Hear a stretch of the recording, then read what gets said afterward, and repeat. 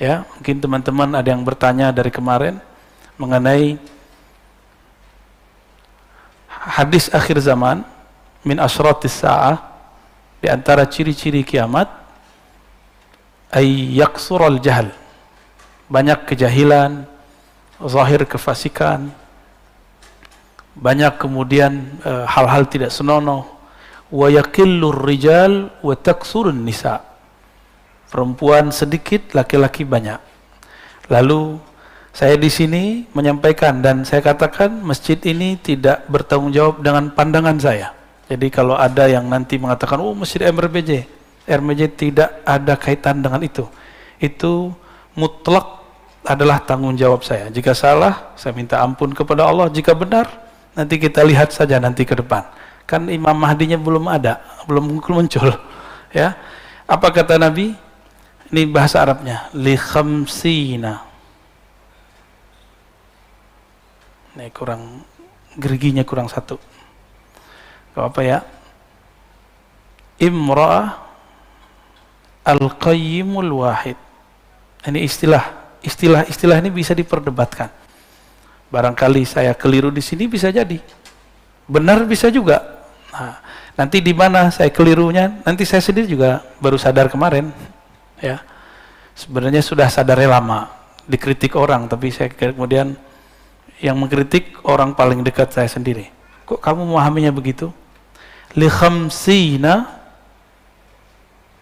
terhadap 50 perempuan, imra'atan al-qayyimu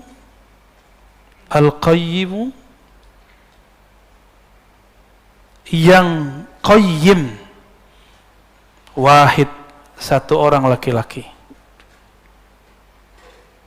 Ini saya karena menjelaskan di sini, saya wajib menjelaskan kembali, ya, biar masjid ini tidak ada kaitannya dengan pemahaman ini.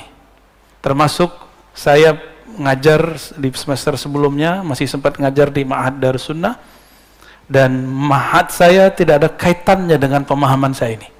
Jadi tolong nanti jangan disalah-salahkan pesantren saya, tempat saya ngajar, ya, tempat guru saya dulu mengajari saya.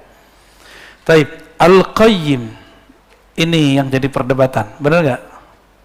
Ya, ini yang jadi pertanyaan. Satu laki-laki, 50 perempuan. Udah sering dengar kan dari kecil? Bayangannya apa?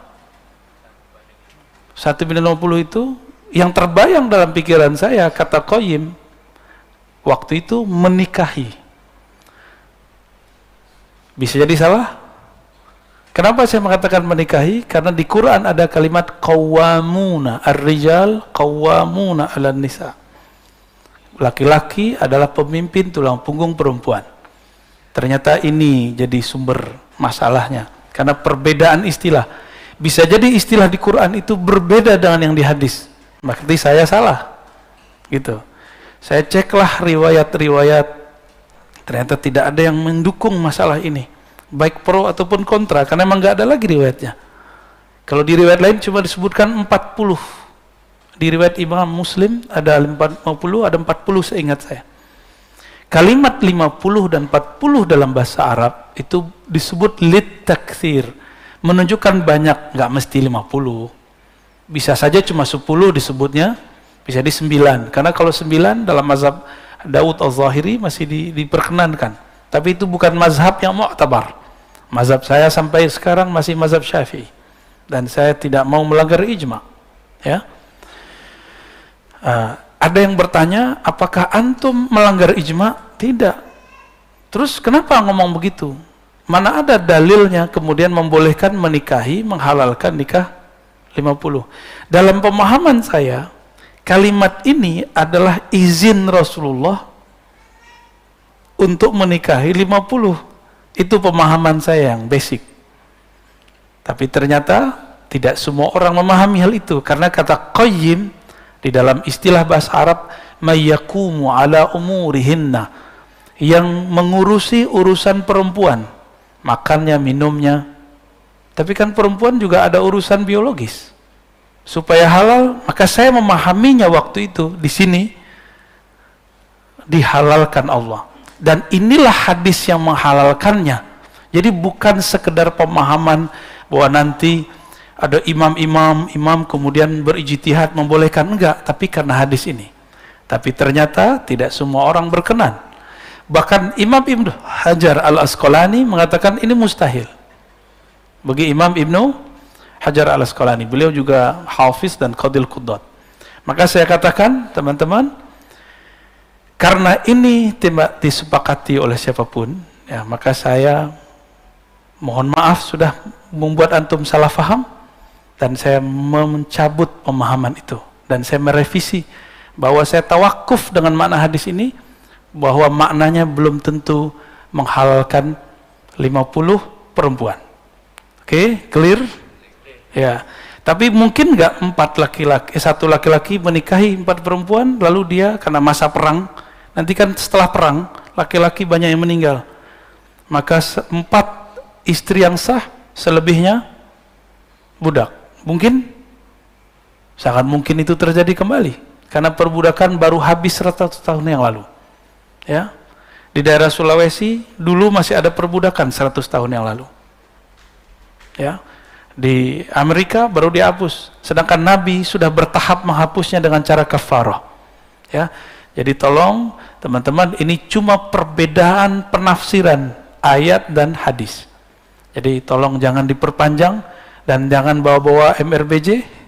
Ya, pengurusnya tidak ada masalah di situ, dan jangan bawa-bawa guru saya Kiai Haji Ali Mustafa Yaqub, Allah yarham, dan pesantren tempat saya belajar, pesantren khusus hadis Darus Sunnah.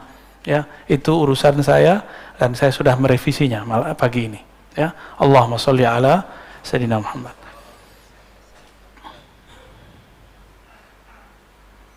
Dan dulu di masa-masa terdahulu, pernahkah ada Nabi menikah lebih dari 4, dari 9-10?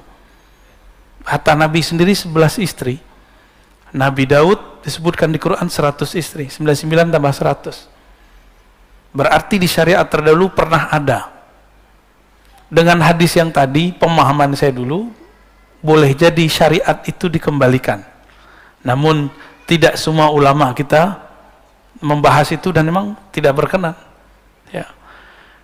Clear ya, jadi nggak usah banyak simpang siur lagi, dan silakan antum sampaikan ke teman-teman yang mungkin mempertanyakan ini. Ini persoalan memahami teks. Siapa tahu satu lafaz di Quran berbeda makna dengan lafaz di hadis.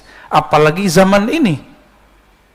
Apalagi zaman ini. Jarak kita dengan baginda Rasul sallallahu alaihi wasallam sudah 1443 tambah berapa tuh?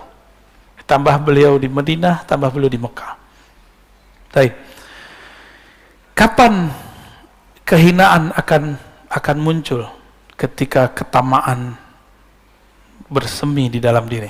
Ya, ala bidri tama'in. Jika ini disemaikan ketamaan, enggak dibersihkan, justru malah disemaikan. Nah, ini yang kemudian jadi catatan Imam Ibnu Athaillah As-Sakandari, jangan pernah sama sekali merawat ketamaan. Sifat tamak jangan dirawat, itu maksudnya. Tamak itu sifat dari hewan ternak. Makanya hewan ternak itu hina. Tapi sehina-hinanya hewan ternak seperti babi. Babi tidak pernah mengingkari takdirnya ketika dia tidur di kotorannya sendiri. Pernah nggak babi mengingkari takdirnya? Tidur di kotorannya sendiri. Bahkan nggak ada makanan, dia makan kotorannya sendiri. Itu babi pernah protes nggak? Jadi kita ini untuk masalah takdir kalah sama babi. Itu perkataan Imam Sya'rani. Anjing, kata Imam Sya'rani, anjing itu galak tapi tidak tamak. Kata beliau, guruku salah satunya adalah si guguk alias anjing. Maksudnya apa? Saya bingung. Karena dalam pikiran alam bawah sadar orang Indonesia khususnya, anjing itu najis karena mazhab Syafi'i. Tapi ternyata di mazhab Maliki tidak. Di mazhab Maliki anjing tidak najis. Kata Imam Sya'rani, lihatlah apabila anjing makan, itu dia kalau sudah kenyang, walaupun dagingnya masih banyak, daging yang dia santap masih banyak, dia tinggalkan. Dia nggak bawa tabungan buat besok gitu, bekal buat besok. Ada nggak anjing begitu? Maka segalak-galaknya anjing, anjing tidak tamak. Kita sudahlah galak, emosional, rakus, tamak lagi. Nauzubillah min dzalik. Semoga Allah menyembuhkan ketamaan di dalam diri kita semua. Amin ya rabbal alamin.